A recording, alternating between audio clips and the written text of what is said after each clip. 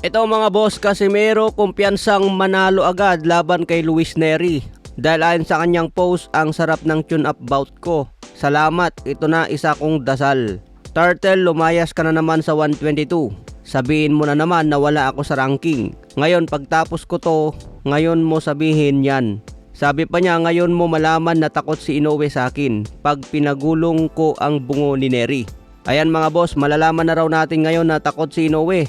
At baka aakyat na daw ng timbang si Inoue dahil sa sobrang takot. Tinawag pa na tune up lamang niya si Luis Nery sa 122 pounds. Ang plano talaga ni Inoue mga boss, matapos ang laban kay Nakatani, aakyat na talaga ng timbang dahil wala na siyang kalaban sa 122. Mas malalaking laban na ang nag-aantay kay Inoue sa 126 pounds featherweight. Kung sakali man na manalo si Casimero kontra Luis Nery, hindi rin siya agad maging mandatory o next in line na laban kay Inoue dahil wala sa rankings. Yung sinabi ni Koki Kameda na WBA eliminator, mukhang malabo yun mga boss dahil hindi naman nakarank ang dalawa sa WBA. Okay sana kung pasok silang dalawa sa top 5 contender. Kung makuha ni Casimero ang WBA Gold Super Bantamweight Belt, hindi po siya matatawag na World Champion dahil minor belt lamang po ang paglalabanan. Ang isa pang concern ng maraming fans, tila nahirapan daw si Casimero sa 122 dahil malaki pa rin ang katawan. April 18 na po ang laban niya, kaya isang buwan na lang ang preparasyon para makuha ang 122 pounds. Sana hindi siya magkaproblema sa timbang para matuwa si Koki Kameda at bigyan pa siya ng mas malaking laban. Kaya abangan po natin si Cuadro Alas mga boss. Sa iba pang balita, Nonito Donaire dehado pa rin kay Rico Masuda.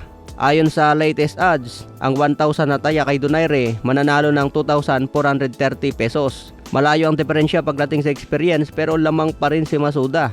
Edad 43 na si Donaire pero may lakas pa at kayang magpatulog. Pwedeng humina ang stamina at reflex pero nandun pa rin ang lakas.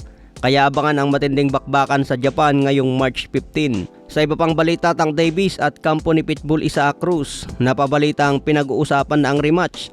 Taong 2021 ang unang laban nila at maganda ang pinakitang bakbakan. Kahit natalo si Pitbull Cruz, pinahirapan din niya si Tank Davis.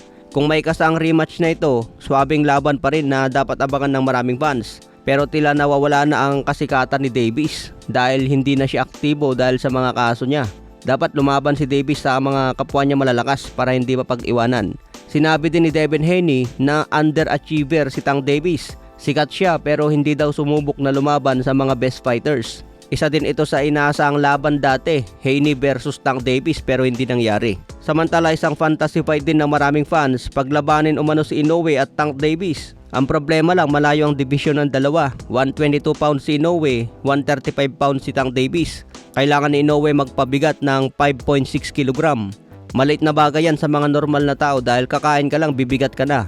Pero sa mga boksingero, malaking diferensya ang 5.6 kg. Dahil hindi lang bigat ang kailangan nila, kasama rin dyan ang galawan nila kung madala ba sa mataas na dibisyon. Okay mga boss, hanggang sa muling balita.